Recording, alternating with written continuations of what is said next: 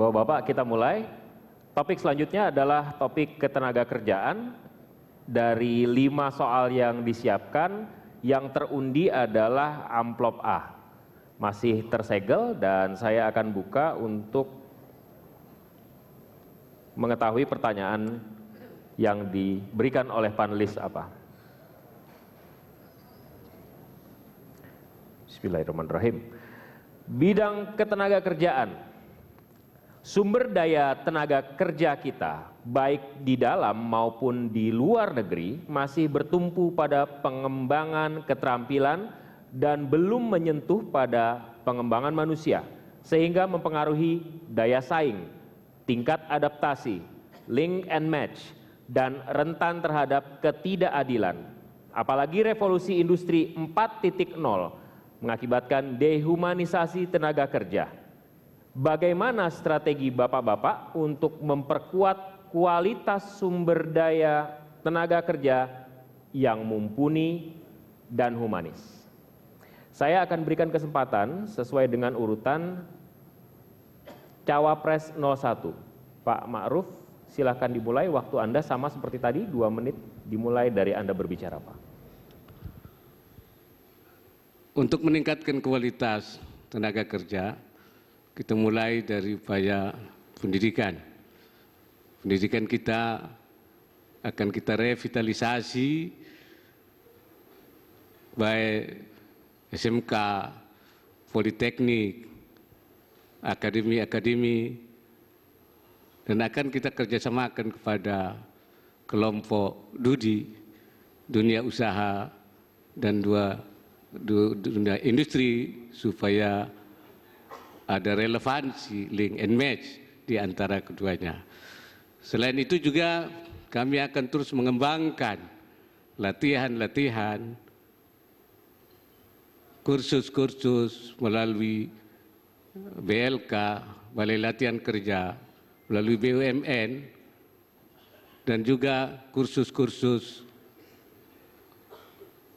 yang bisa diaplikasi dengan digital, baik kursus yang sifatnya kepintaran, kecakapan, maupun kebugaran.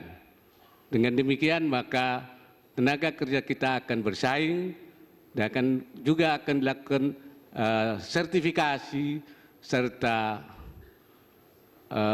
upaya-upaya pelatihan untuk meningkatkan scaling, upscaling, maupun reskilling. Dengan demikian saya kira tenaga kerja kita akan bisa bersaing di luar negeri.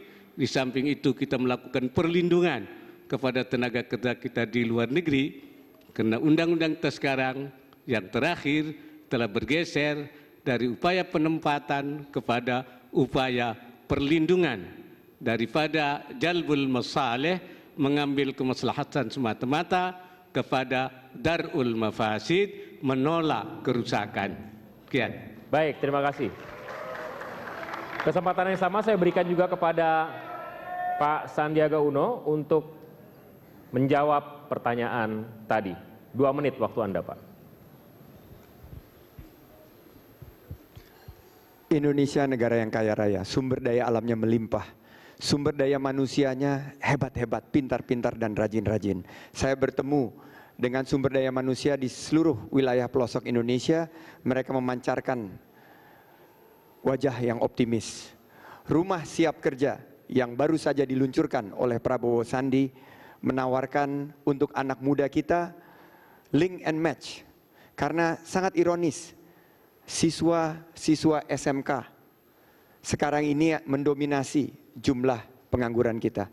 61% dari pengangguran kita adalah angkatan muda. Mereka masuk SMK karena ingin cepat dapat kerja, tapi justru mereka susah mencari lapangan pekerjaan. Oleh karena itu kami launching rumah siap kerja untuk anak muda. One stop service, meningkatkan keterampilan mereka, melink and match apa yang dibutuhkan penyedia lapangan kerja, perusahaan-perusahaan, apa yang dihasilkan oleh sistem pendidikan kita. Kita melihat bagaimana nanti kita akan merekrut dunia usaha, perusahaan-perusahaan swasta dan BUMN yang akan kita berikan insentif agar mereka menawarkan program magang dan koop kepada para anak-anak muda yang datang di rumah siap kerja. Kita akan hadirkan di tiap kecamatan sampai ke tingkat desa. Mereka akan mendapatkan keterampilan yang sesuai yang dibutuhkan oleh revolusi industri 4.0. Kemarin saya datang, ada yang menginginkan desain grafis. Ada yang perlu mengasah keterampilannya berbahasa Inggris. Nah, ini adalah sebuah masa depan yang Prabowo Sandi yakini akan mengikis jumlah pengangguran di usia muda sebanyak 2 juta dalam 5 tahun kami memerintah, dan kami yakin Indonesia menang, adil, makmur bersama Prabowo Sandi. Terima kasih Pak Sandi. Selanjutnya saya mengundang... Sebentar, tenang dulu, baik. Saya mengundang Pak Maruf untuk memberikan tanggapan. Waktu Anda 1,5 menit, Pak. Kami persilakan. Pertama, mari kita bersyukur bahwa tingkat pengangguran kita sekarang ini sudah berada sangat rendah, antara 5,30, 5,13, terendah selama 20 tahun. Dan kita juga ingin mendorong tenaga kerja kita mampu menguasai teknologi, terutama teknologi digital. Kebetulan pemerintah kita sekarang sudah bisa membangun infrastruktur, baik infrastruktur darat, infrastruktur laut, infrastruktur udara, dan infrastruktur langit. Infrastruktur langit itu adalah melalui palaparing, mengenai infrastruktur digital, sehingga sekarang tumbuh usaha-usaha seperti startup, bahkan juga unicorn, bahkan juga kemungkinan sebentar lagi akan ada dekakorn. Dengan demikian, maka tenaga kita harus kita siapkan ke depan supaya lebih siap menghadapi tantangan ke depan. Sekali lagi, ini dalam rangka menyiapkan anak-anak kita, yaitu menghadapi tantangan 10 years challenge. Terima kasih. Terima kasih Pak Maruf. Selanjutnya giliran Cawapres 02 untuk menanggapi. 1,5 menit Pak Sandi.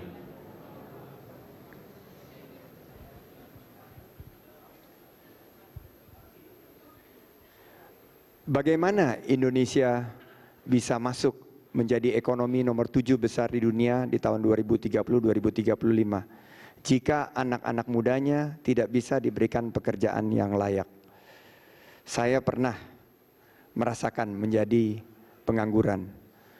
Yang dibutuhkan oleh masa depan anak-anak muda kita adalah kesempatan. Oleh karena itu, rumah siap kerja untuk anak muda kita adalah pelayanan terpadu satu pintu.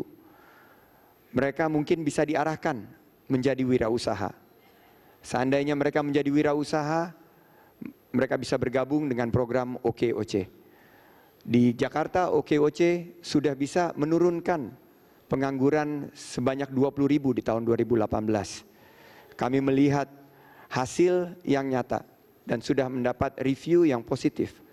Kedepan kami yakin dengan pendidikan di rumah siap kerja untuk bukan hanya meningkatkan keterampilan, tapi membuka peluang. Karena seorang pengangguran itu tidak butuh belas kasihan. Yang dibutuhkan adalah peluang. Saya alhamdulillah Allah bukakan jalan.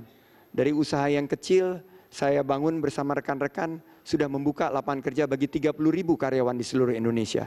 Saya yakin banyak lagi anak-anak muda yang mampu berkarya demi Indonesia menang. Terima kasih.